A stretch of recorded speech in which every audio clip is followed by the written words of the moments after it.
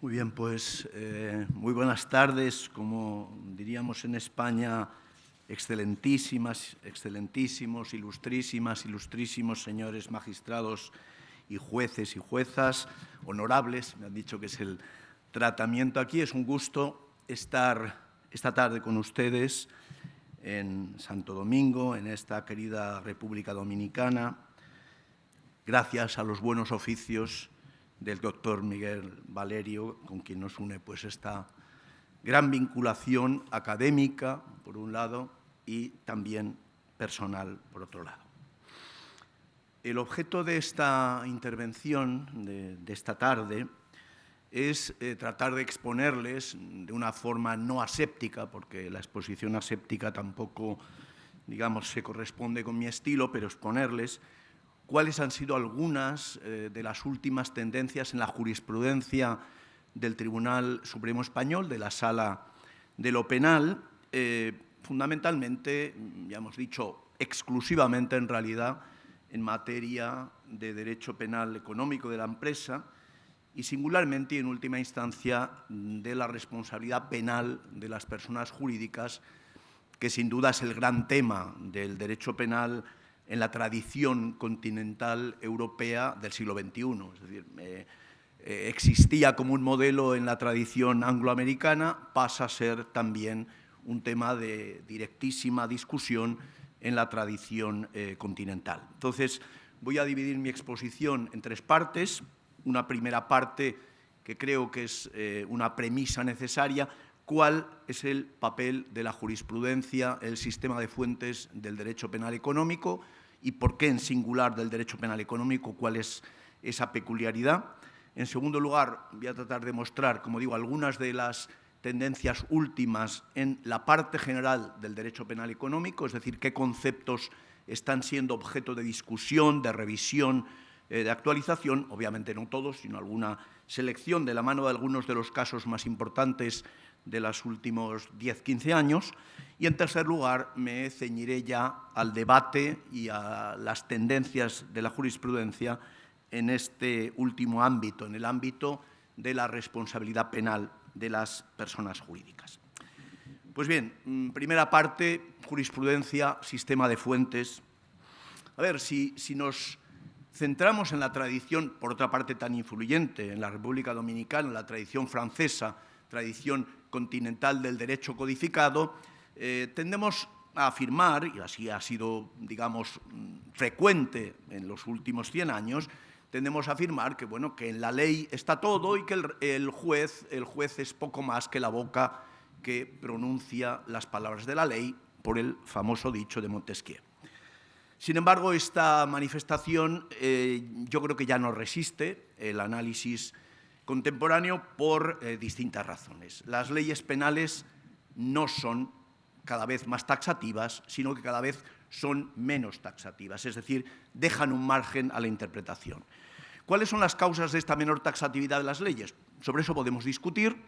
Por un lado, es obvio que el legislador trata de que las leyes se adapten al cambio. La gran característica del derecho en el siglo XXI es el cambio, la fluctuación, la liquidez, dicen algunos. Por lo tanto, las leyes tratan de adaptarse para no verse petrificadas, por un lado, y desbordadas por los acontecimientos. Por otro lado, las leyes, en la mayor parte de los países, son producto del consenso político, es decir, no son producto de un programa específico de un partido, sino que se forman en consensos, a veces muy trabajosos. Esos consensos producen igualmente una menor concreción, una vaguedad y porosidad. Los teóricos del derecho contemporáneo nos aluden reiteradamente a la vaguedad y a la porosidad del lenguaje jurídico. Hasta aquí, digamos, la ley, pero es que el derecho penal económico, antes lo anticipaba Miguel Valerio, el derecho penal económico es algo más complejo, porque el derecho penal, cuando interviene en materia económica, se sitúa en un tercer plano por encima del derecho administrativo y por encima, este último, a su vez, del derecho privado. Eso significa, sin duda, que el derecho penal toma conceptos, toma instituciones, procesa instituciones que no ha creado el legislador penal, sino que ha creado el legislador administrativo y la administración pública, que ha creado el legislador en materia de derecho civil, comercial, etc. Cuando las cosas son así, tenemos un sistema llamado multinivel, es decir, en donde la ley penal remite con frecuencia, de forma expresa o implícita, a la legislación administrativa y esta a los reglamentos administrativos, y en ocasiones los reglamentos a actos administrativos o a leyes civiles, etcétera, ¿qué ocurre? Que el sistema de fuentes adquiere una enorme complejidad. De entrada, esta mañana lo comentábamos en otro contexto, de entrada se plantea una disyuntiva. Los conceptos y las figuras jurídico-penales que proceden del derecho privado o del derecho público, que el legislador penal introduce porque las establece en la ley o porque el legislador penal remite a reglamentos u otras disposiciones, ¿cómo hay que interpretarlas? ¿Tal y como vienen del derecho administrativo o del derecho privado, o hay que interpretarlas de una forma más autónoma, que en el ámbito del derecho penal solemos decir teleológica, es decir, orientada a los fines específicos del derecho penal que tienen que ver con el merecimiento de pena y con la necesidad de pena? En este contexto, con problemas de interpretación, con problemas de remisión, en donde el sistema de fuentes se hace mucho más complejo, donde las leyes no son taxativas, sería ilusorio decir que los jueces no contribuyen a la certeza del derecho, es decir, no contribuyen a la precisión del sistema de fuentes. En definitiva, que hay un margen de creación judicial del derecho. Si esto es así, tenemos que empezar a pensar, a propósito de la jurisprudencia penal en nuestra tradición continental europea, tenemos que empezar a pensar si acaso no es razonable tener de forma muy presente el precedente, obligar a seguir el precedente o a cambiar el precedente razonando el porqué del cambio, si acaso no tiene sentido que los cambios jurisprudenciales sean irretroactivos cuando son desfavorables al reo o retroactivos cuando son favorables. Todo esto describe el estado actual a grandes rasgos, obviamente, el estado actual de la discusión sobre el papel de la jurisprudencia en el contexto, en el sistema de fuentes del derecho. A todo esto, claro, está la figura de la interpretación de la ley conforme a la Constitución. La interpretación conforme, que es una institución que también debe ser explorada de una forma muy directa, obliga, de nuevo, a que el juez tome partido en relación con la Constitución como norma máxima e interprete las fuentes legales conforme a la Constitución. Todo esto atribuye al juez una posición mucho más relevante de lo que en ocasiones la formalidad del sistema de fuentes establece. Pongo un ejemplo que quizá nos puede servir para concretar en qué estamos. Una figura fundamental del derecho penal económico son las leyes penales en blanco, es decir, las remisiones normativas expresas a disposiciones extrapenales, fundamentalmente leyes y reglamentos administrativos. Muy bien, esto ocurre en todos los países, y en todos los países, digamos, con una tradición constitucional próxima. En Europa, pues Alemania, Italia y España suelen tener una tradición constitucional, digamos, regida, en principio en el caso español, por el Tribunal Constitucional alemán. Y a propósito de las leyes en blanco, se sienta la siguiente jurisprudencia. Las leyes en blanco son conformes a la Constitución siempre y cuando el núcleo de la prohibición se encuentre en la ley penal y solo el complemento indispensable se encuentra en el reglamento administrativo. Bueno, podemos discutir qué significa núcleo de la prohibición, qué significa complemento indispensable, etc. Pero, en fin, esta es la doctrina. ¿Qué ocurre en un determinado momento? Que se advierte que muchas remisiones de leyes penales a disposiciones administrativas no son remisiones que tengan un núcleo de lo prohibido en el ámbito penal, sino que son lo que en teoría de fuentes llamamos remisiones totales. El que infrinja leyes y reglamentos en esta materia será castigado con la pena tal. Es una remisión total. Bueno, uno esperaría, el Tribunal Constitucional va a declarar estas remisiones inconstitucionales porque vulneran el principio de legalidad, porque producen un fenómeno de deslegalización. Y, en fin, al final, quien determina lo prohibido es la autoridad administrativa a través del reglamento. Muy bien, el Tribunal Constitucional español no dijo que eran inconstitucionales. Dijo lo siguiente: lo que tienen que hacer los jueces es interpretarlas de modo conforme a la Constitución. Muy bien, ¿y esto qué significa? Significa que tienen que identificar el bien jurídico protegido en ese tipo delictivo y hacer una reducción teleológica del tenor literal del texto, de tal forma que solo las conductas que, además de cumplir con el tenor literal, lesionen o pongan en peligro el bien jurídico, sean prohibidas y solo ellas, y que aquellas, aunque rellenen el tenor literal del tipo, no ponen en peligro, no lesionan el bien jurídico, esas no sean punibles. Muy bien, ¿eso qué significa? Que el garante de la constitucionalidad de esa ley va a ser el juez que la interpreta de forma restrictiva, pero que si el juez la interpreta de forma extensiva o literal, está vulnerando la Constitución y, por lo tanto, no sirve el que él justifique que ese texto legal lo ha interpretado sin faltar a ni uno de los términos de la ley. Claro, cuando resulta que el Tribunal Constitucional dice este texto legal será constitucional siempre y cuando los jueces lo interpreten como yo estoy diciendo, en concreto, conforme al principio de lesión o puesta en peligro de los bienes jurídicos, del bien jurídico que hay allí, entonces les está obligando a, 1, identificar el bien jurídico, 2, determinar que la conducta lesiona o pone en peligro ese bien jurídico, y tercero, obviamente, motivarlo en la sentencia. En un contexto así, sería ilusorio afirmar que el juez no toma partido en la determinación del derecho aplicable, sino que se limita a aplicar derecho. En este contexto, además, el propio Tribunal Constitucional español, que ha dicho que el derecho fundamental a la legalidad se cumple por los tribunales siempre y cuando estos observen un triple canon.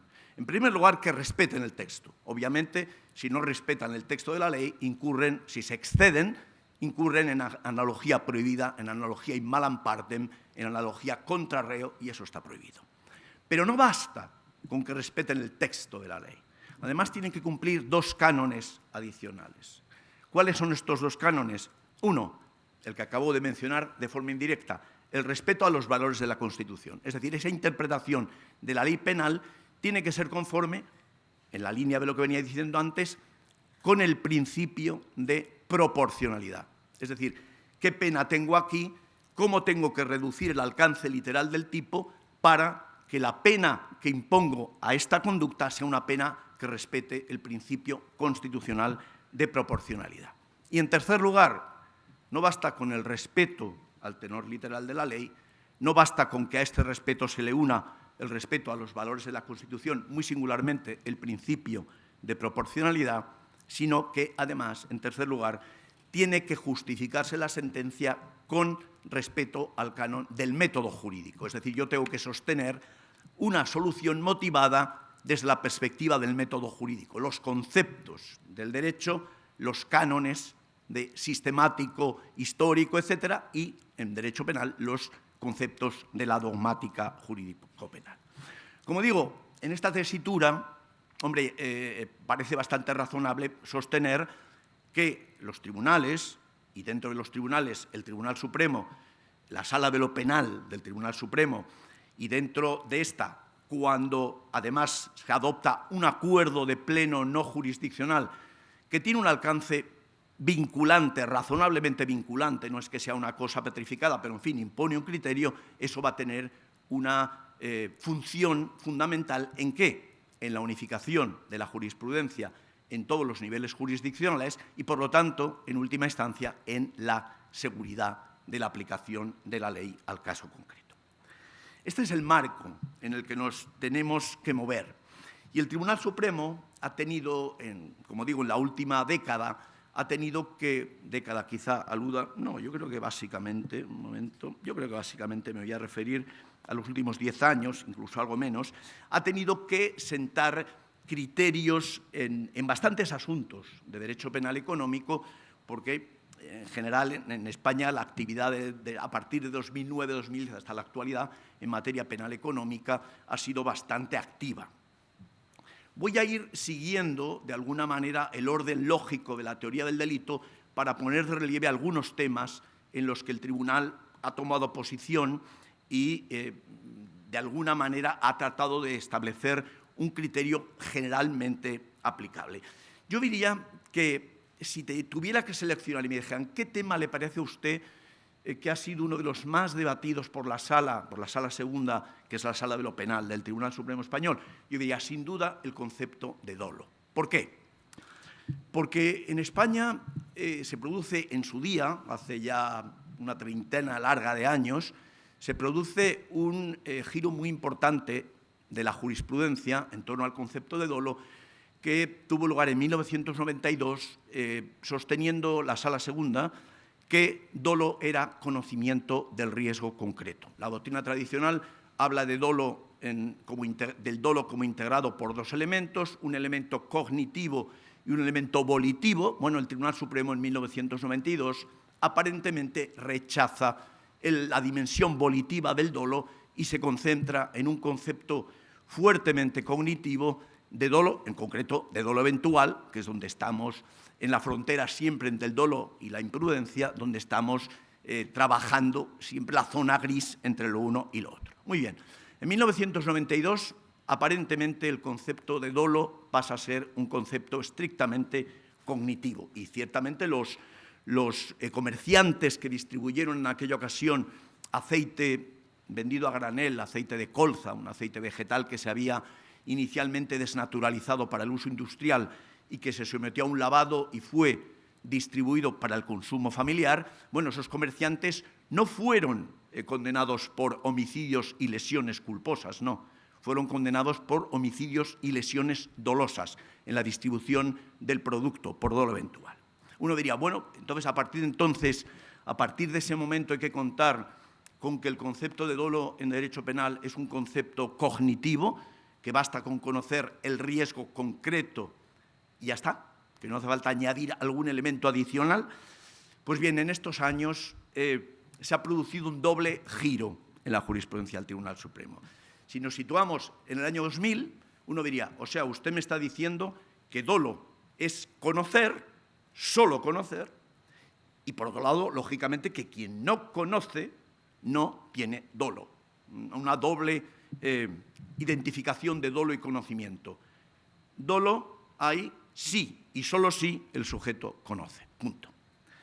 Como les decía, en esta última década tenemos que decir que esto ha ido cambiando. No es que el panorama sea extraordinariamente claro, pero sí que esta máxima ha sido relativizada en virtud de varias sentencias a las que quiero aludir. Probablemente una de las primeras en esta línea fue en el ámbito penal económico, porque en otros ámbitos ya había otras. Una de las sentencias fundamentales en esta línea es la del caso Lionel Messi, la sentencia del Tribunal Supremo de 2017, en la que se condena a este jugador de fútbol, del FC Barcelona, se le condena por defraudación tributaria por la cesión de sus derechos de imagen a una sociedad, primero, antillana, que a su vez dependía de una sociedad holandesa, de tal manera que en última instancia el perceptor de los derechos era él mismo, pero aparentemente se trataba de una cesión de derechos a terceros fuera del territorio español. ¿Cuál era el problema que se discutía aquí? Se discutía, en la primera instancia, en la Audiencia Provincial de Barcelona, se discutía si Messi podía ser imputado, podía ser condenado a título del delito doloso contra la hacienda pública. El tribunal, primero el Ministerio Público y luego el tribunal, no consideró exactamente probado el dolo, pero sí consideró probada una institución muy discutida en la doctrina y en la jurisprudencia española a partir de aproximadamente 2007, 2008, 2010, que es la ignorancia deliberada.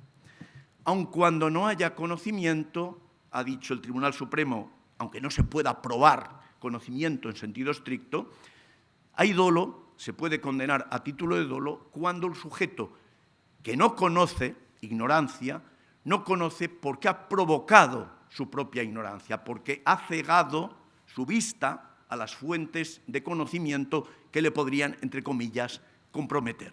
Y eso es lo que le atribuye la Audiencia Provincial de Barcelona a Messi, que ciertamente, probablemente no tenía ni idea de que estaba defraudando a la hacienda pública española, pero que si no tenía ni idea de que estaba defraudando a la hacienda pública española es porque no le importó lo más mínimo, es decir, porque cegó, se abstuvo de adquirir un conocimiento que era, a juicio del Ministerio Público que ganó el pleito y de la Audiencia Provincial de Barcelona, era patente que con que hubiera mirado, hubiera solicitado información, habría adquirido ese conocimiento.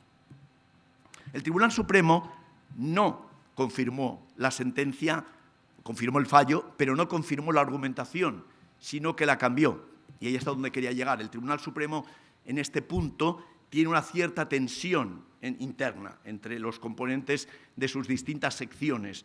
Unos son partidarios de la doctrina de la ignorancia deliberada y la están sosteniendo. Otros, por el contrario, creen que, en realidad, la ignorancia deliberada no deja de ser una forma de dolo eventual. Es decir, que hay conocimiento, aunque este sea un conocimiento de la probabilidad, no de la seguridad, de que el hecho realice un determinado tipo de injusto. Por lo tanto, el Tribunal Supremo, sin confirmar la doctrina, en ese caso, sin confirmar la doctrina de la ignorancia deliberada, ha sostenido que esa es una forma, es decir, un conocimiento muy genérico, de una probabilidad muy genérica de cometer el hecho delictivo, fraude a la hacienda pública, puede ser suficiente para cometer el delito. Con lo cual, ¿qué vemos? Que hay una tendencia a devaluar, por lo menos parcialmente, la asociación directa entre dolo y conocimiento. En algunos casos en los que se podría discutir el conocimiento, si esa ausencia de conocimiento de algún modo se le puede atribuir al sujeto, básicamente por omisión de obtención de información, hay bastantes razones para que el Tribunal Supremo opte por calificar el hecho como doloso. Por lo tanto, una primera línea. Parecería que, aunque no haya conocimiento, puede llegar a haber dolo. Pero también se da el caso opuesto. El caso opuesto se ha dado sobre todo en un supuesto bastante, digamos, notorio en la vida económica y jurídico-económica española, que es el caso Pescanova. Pescanova es la multinacional pesquera más importante de España. Pescanova entra aproximadamente hacia 2010, 11, 12, entra en crisis, simula activos, aparenta que no existen determinados pasivos, con eso influye en el comportamiento de inversores internacionales, en fin, es un caso muy complejo en el que el Tribunal Supremo dicta sentencia en 2023, caso Pescanova, 2023. El caso es muy complejo y se discuten muchísimos temas de derecho penal económico, pero me quiero centrar en uno de ellos porque, de nuevo, aquí el Tribunal Supremo adopta una actitud ante el problema del dolo, concretamente el dolo del auditor externo de Pescanova. Pescanova tenía una importante empresa de auditoría externa que revisaba sus cuentas. A esta empresa, BDO, se llama la empresa en España, muy conocida, a esta empresa, a las personas físicas que realizan la auditoría por parte de BDO a Pescanova, se les imputa cooperación dolosa en el delito de falsedad de cuentas, falsedad documental, en fin, fraude a inversores, bla, bla, bla. Bien. Y por lo tanto, no solo responden las personas físicas responsables a su vez de esa auditoría, sino que también responde la persona jurídica, la empresa de asesoría en ese caso. Sin embargo, el tema se interpone casación y el Tribunal Supremo tiene que revisar esta calificación. Cooperación dolosa de una empresa de las grandes de España, no multinacional, es una empresa española, pero de las grandes, probablemente la más voluminosa de España en consultoría y auditoría de cuentas. El Tribunal Supremo revisa esta calificación y dice, es cierto que los auditores de BDO conocieron la probabilidad de que las cuentas de Pescanova no reflejaran la imagen fiel de la compañía. Es probable. Sin embargo, no constan las actuaciones que tuvieran, y aquí sale el otro lado, la voluntad de contribuir a ese fraude, a esa falsedad en las cuentas, falsedad en balances, falsedad documental, etcétera, etcétera, etcétera. Y el Tribunal Supremo absuelve, en este caso, a los auditores de Pescanova. Con esto, ¿qué se trata de poner de relieve?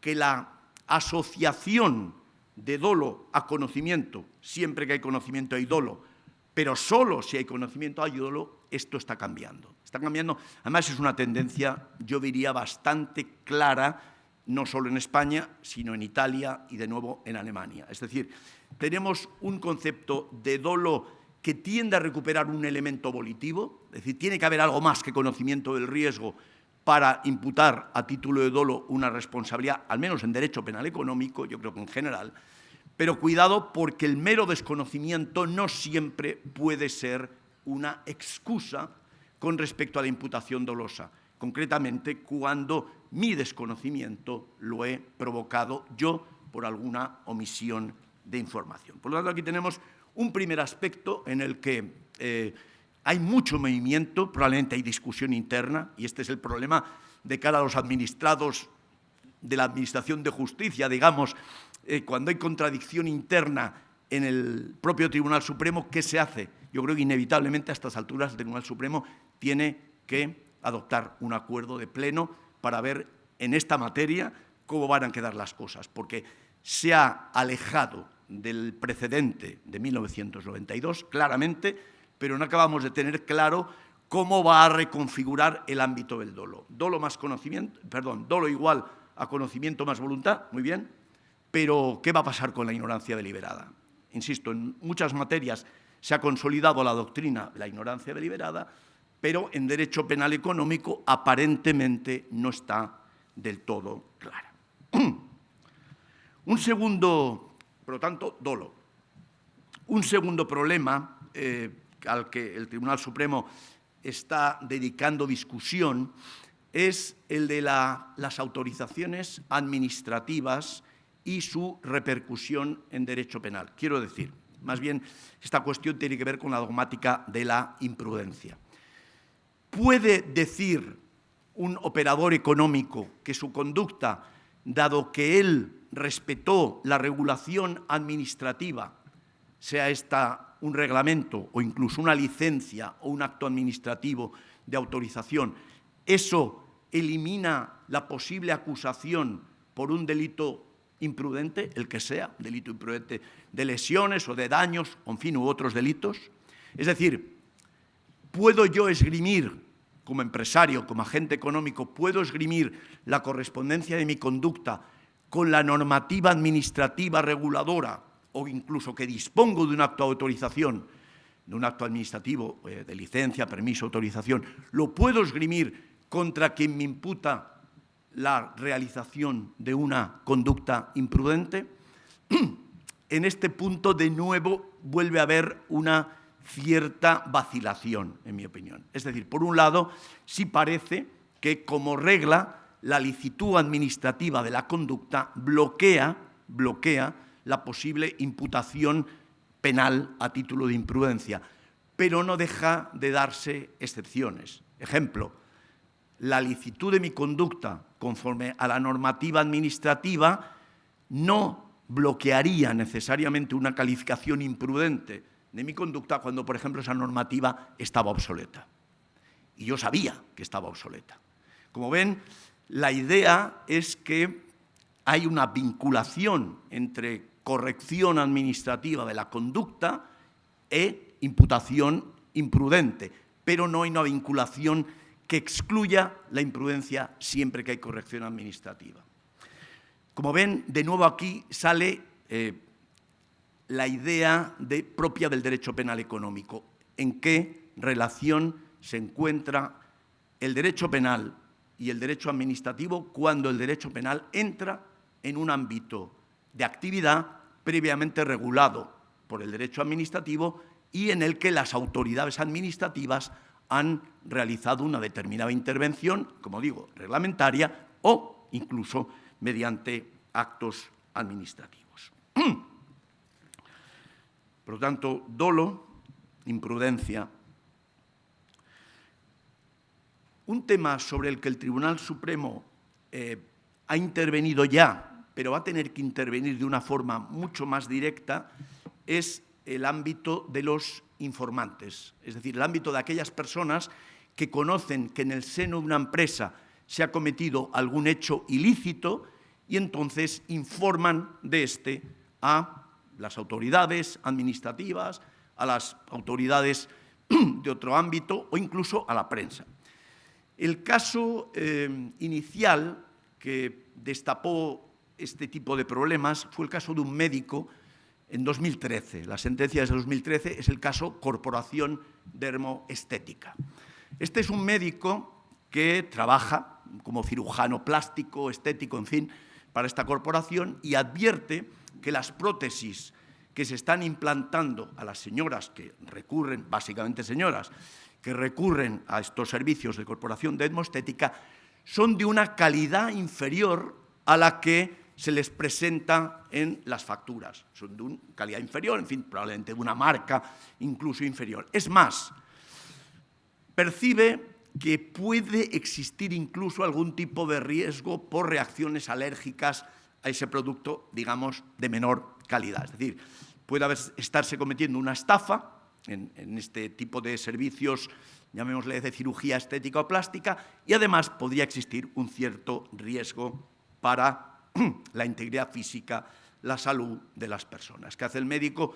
El médico lo que hace es empezar a fotocopiar, en aquella época, fotocopiar historiales de pacientes suyas, pero no solo de pacientes suyas, en historias clínicas, en las que se pone de relieve que a esa paciente se le ha implantado tal prótesis cuando se le ha cobrado otra prótesis distinta.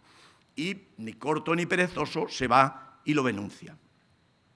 El Tribunal Supremo, bueno, ya previamente la jurisdicción en niveles previos, tiene muchas dificultades para absolverle. ¿Por qué? Porque ciertamente para preservar la salud y el patrimonio de las pacientes ha atentado contra la intimidad de estas, porque ha llevado al procedimiento judicial datos íntimos sin el consentimiento de estas personas. A pesar de lo cual, el Tribunal Supremo trata de absolverle como puede y la acaba absolviendo por un error de prohibición invencible. Dice, bueno, esta persona, este señor, este médico, creía de forma invencible que lo que estaba haciendo era lícito, etc. Todo esto, que de alguna manera se establece en el precedente de Corporación Dermoestética, ha dado lugar a un debate importante interno en España, algunos trabajos muy interesantes, pero sobre todo se ve modificado por la Directiva de Protección de Informantes de la Unión Europea, que es traspuesta el año pasado en España. La Ley de Protección de Informantes es una ley, en principio, administrativa, pero ¿qué dice la ley? Que es la Ley 2/2023. ¿Qué dice la ley? Pues que cualquier empleado, directivo, empleado, en fin, el rango es idéntico, es indiferente, perdón, que cualquier empleado que advierte que la actividad de la empresa incurre en alguna ilicitud, tiene el derecho de poner esa información al alcance de las autoridades, primero de un canal interno de la propia empresa o administración pública, segundo de otros canales administrativos generales, o en fin, puede divulgarlo a la prensa cuando tiene argumentos para pensar que no le van a hacer caso en los anteriores ámbitos y que eso, como tal derecho, ampara su conducta. Es decir, ¿qué hace la Ley de Protección de Informantes? Crea una causa de justificación que acabará siendo objeto de la remisión de la causa de justificación genérica de ejercicio legítimo de un derecho. ¿Qué derecho? El derecho a informar sobre prácticas, conductas ilícitas desarrolladas en el ámbito de las empresas. Como ven, un nuevo ámbito. Ahora ya no se trata del error invencible de prohibición que planteó el Tribunal Supremo en 2013, sino que ahora todavía obviamente no tenemos un nuevo pronunciamiento, pero todo nos lleva a pensar, por lo menos a los colegas que hemos hablado de estos temas, todo nos lleva a pensar que estamos asistiendo, no me refiero solo a España, sino en toda Europa, que estamos asistiendo a la emergencia de una nueva causa de justificación, de un nuevo derecho que pueda amparar, ¿qué? Ni más ni menos que divulgación de secretos de empresa. Es decir, divulgación de activos, sobre todo intelectuales, que pueden tener el rango de secretos de empresa, que de esta manera podrían ser divulgados lícitamente, incluso a la prensa, siempre y cuando haya razones legítimas para pensar que esa conducta o que esas prácticas de la empresa tienen una dimensión de ilicitud, no necesariamente penal, puede tratarse de una ilicitud laboral, puede tratarse de una ilicitud administrativa, etc. Bien, como ven, tanto en el ámbito de la imputación subjetiva dolosa, como en el ámbito de la imputación a título de imprudencia, como en el ámbito de las causas de justificación, estamos asistiendo a cambios importantes en la forma de afrontar la actividad económico-empresarial. Sin embargo, hay que decir que el gran tema que desplaza a todos los demás en actualidad y en ocupación de la jurisprudencia del Tribunal Supremo Español desde el año 2010, sin duda, es el de la responsabilidad penal de las personas jurídicas. ¿Cuál es la pregunta? Hay varias preguntas en relación con la responsabilidad penal de las propias personas jurídicas titulares de negocios, titulares de empresas. La primera pregunta es ¿por qué responden? ¿Cuál es el título material? No se trata simplemente de que el legislador lo prevea, sino que, además, debe tratarse de identificar cuál es la razón material por la que responden. Y la segunda parte de esta historia es qué características tienen que tener los programas de cumplimiento normativo que incorporan estas empresas en su gestión como para bloquear de forma idónea, de forma suficiente, la responsabilidad penal de las empresas. Estas dos preguntas han ocupado significativamente a la jurisprudencia de esta última década. En España la responsabilidad penal de las personas jurídicas abarca prácticamente todos los delitos patrimoniales y económicos, todos, no todos absolutamente, pero la grandísima mayoría la tienen, y esto es desde el año 2010, en 2015 se amplía. En 2024 podemos decir que la gran pregunta es, efectivamente, ¿por qué responden materialmente? Y el fundamento material, hay divergencias, pero se está situando en torno a la existencia de una cultura corporativa defectuosa o de un estado de cosas peligroso que favorece la comisión de delitos. Es decir, de alguna manera, la estructura del negocio sería un caldo de cultivo favorecedor de la comisión de delitos individuales. Cuando esto es así y se cumplen los requisitos formales que establece la legislación, entonces nos podemos encontrar con la responsabilidad penal de la persona jurídica. En este contexto, la gran pregunta que se hace el Tribunal Supremo es ¿qué ocurre con las empresas de pequeñas dimensiones? ¿Qué ocurre con las sociedades unipersonales?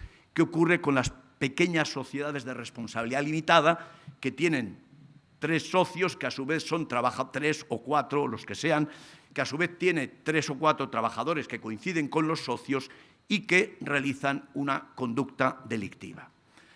El problema que se ha planteado hoy de forma idéntica en Italia, el problema de la sociedad de pequeñas dimensiones, había dado lugar a una polémica relativamente abierta en doctrina y en jurisprudencia que ya prácticamente está cerrada con varias sentencias de los años 19, 22 y 23. ¿Cuál es la conclusión?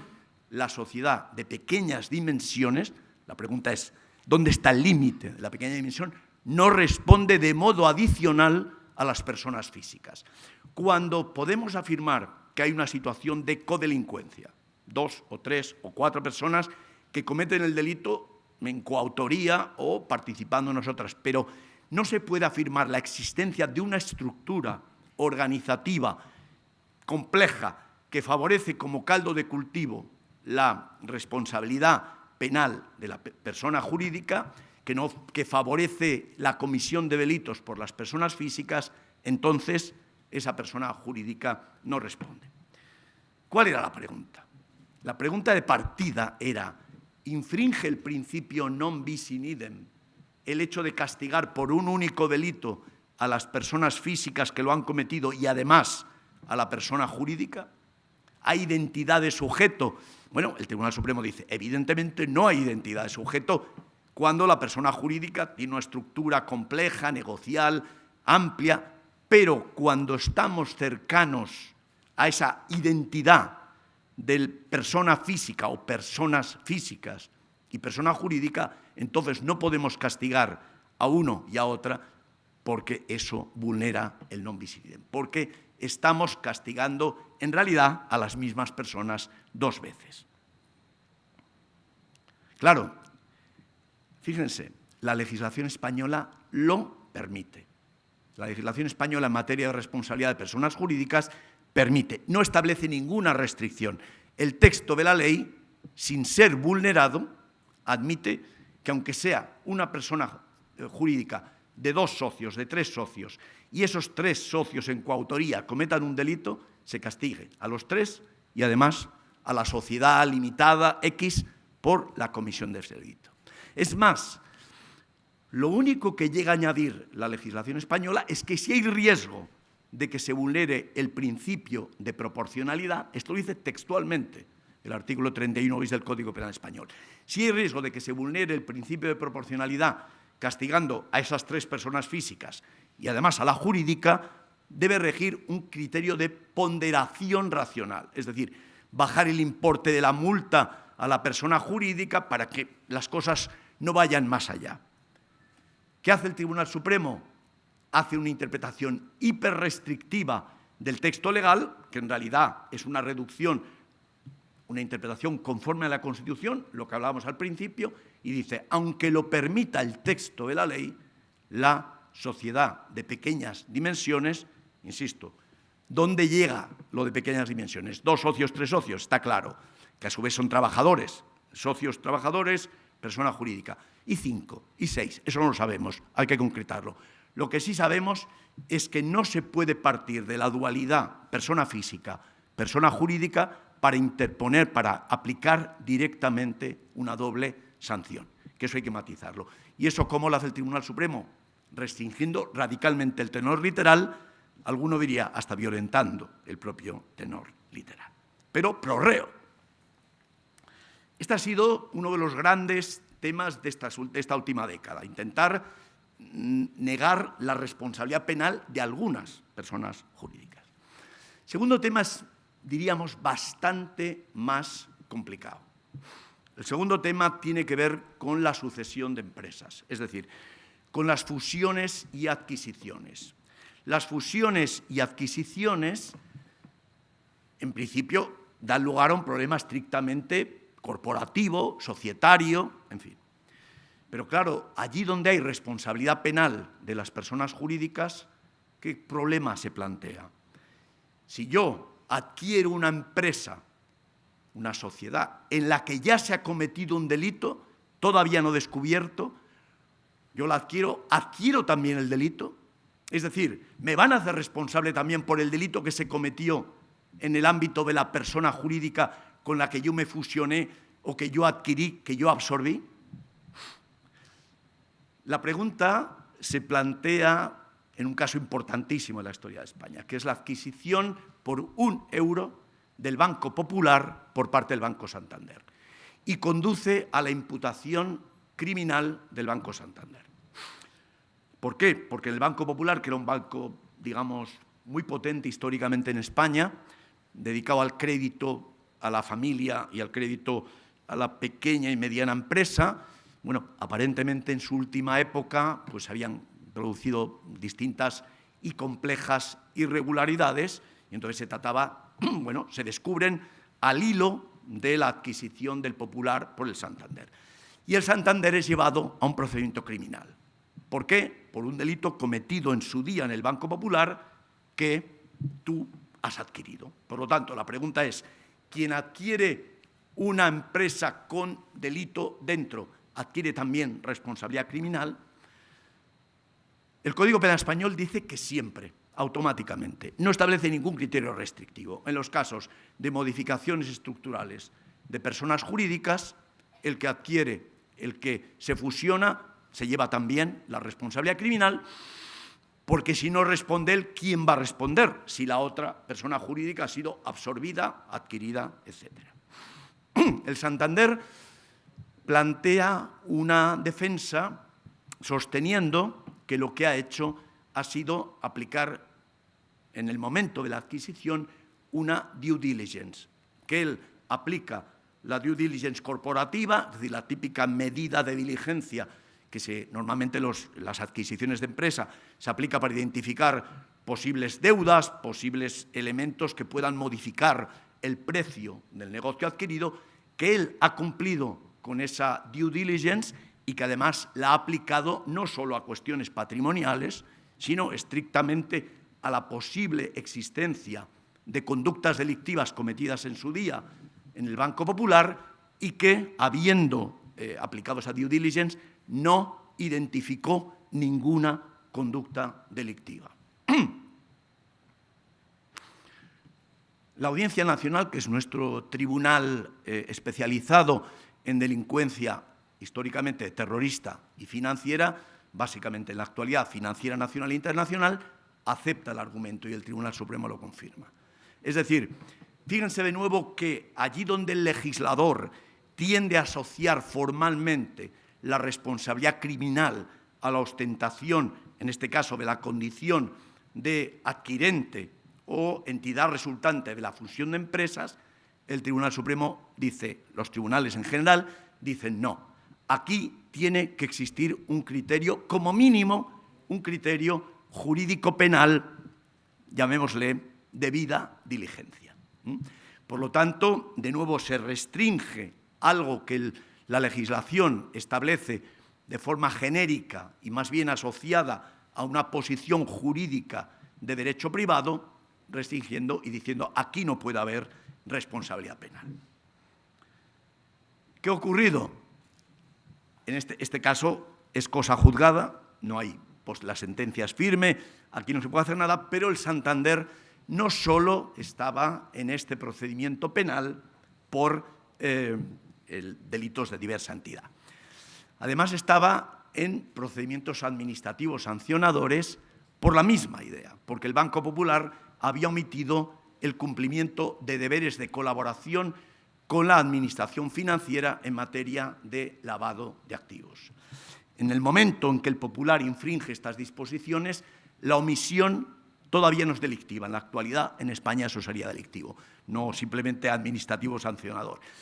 Pero el caso es que el Popular infringe esos deberes de colaboración con la autoridad administrativa competente o comunicación de operaciones sospechosas de lavado. Infringe, el Popular, insisto, infringe esos deberes y, de nuevo, en la adquisición del Santander se plantea la cuestión de si el Banco Santander es responsable de las infracciones cometidas en su día en el marco del Banco Popular. Y el Tribunal Constitucional, en una sentencia que se acaba de dictar, yo creo que se acaba de publicar la semana pasada, se publicó, es una sentencia de finales de 2023, dice que el castigo del Banco Santander por esas infracciones cometidas por el Banco Popular no vulnera la Constitución. Es decir, como ven, estamos en una situación de nuevo aquí compleja, Tenemos algunas certidumbres, pero como siempre ocurre en el ámbito del derecho penal económico, hay tribunales que tienden a realizar una interpretación más próxima con el derecho administrativo sancionador. ¿Eso qué significa? Más formalista. Derecho administrativo sancionador o más próxima al derecho privado. Otros tribunales, en este caso el Tribunal Supremo, yo creo que es bastante ejemplar en esta línea, no. Tenemos que utilizar categorías jurídico-penales, en particular categorías en lo que aquí se refiere la dogmática de la imprudencia, para por lo menos atribuir responsabilidad solo cuando hay imprudencia, pero no podemos atribuir responsabilidades, desde luego penales, y la pregunta es, ¿y sancionatorias de sanciones administrativas? ¿Las podemos aplicar con base estrictamente en la condición formal de adquirente o entidad resultante de la fusión o por el contrario, tenemos que buscar algún criterio penal que nos sirva para fundamentar la atribución de responsabilidad.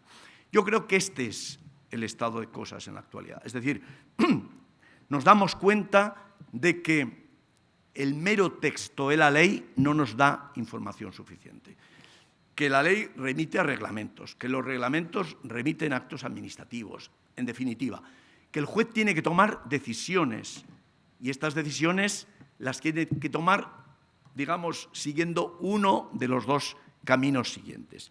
El primero, el de la certeza formalista, estrictamente vinculada a lo que dice el reglamento, a lo que dice el acto administrativo, a lo que dice la disposición extrapenal.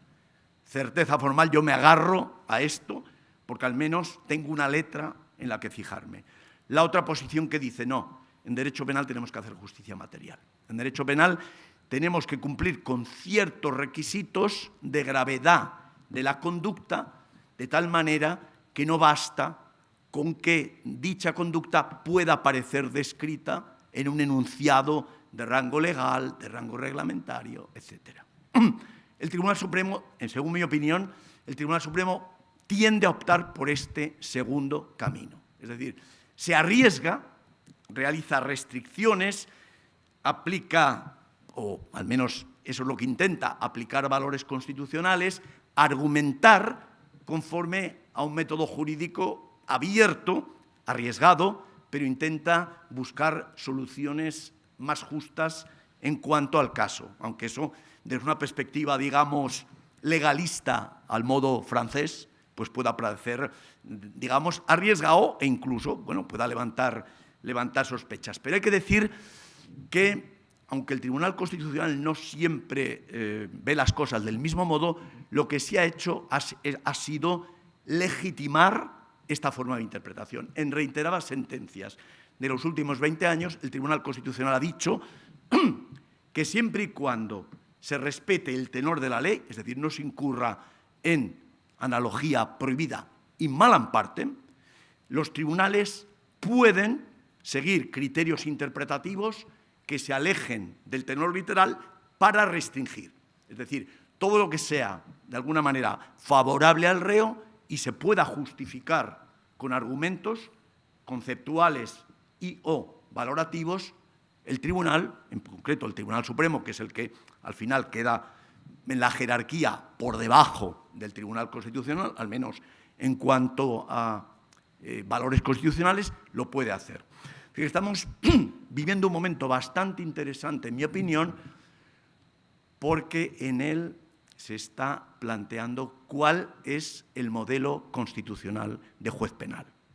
El modelo constitucional de juez penal, ¿es el juez legalista o es un juez que, insisto, sin desbordar el texto de la ley, la restringe, la maneja, la interpreta conforme a conceptos dogmáticos y a valores constitucionales?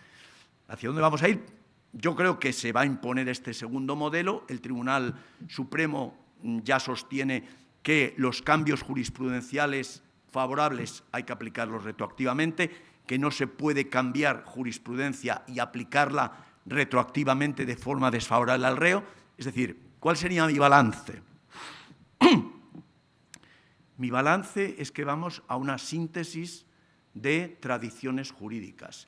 La tradición angloamericana del precedente, del stare decisis, la vinculación por el precedente, el distinguishing, la motivación de los cambios jurisprudenciales y la tradición legalista europea, el juez que simplemente evoca, que pronuncia las palabras de la ley.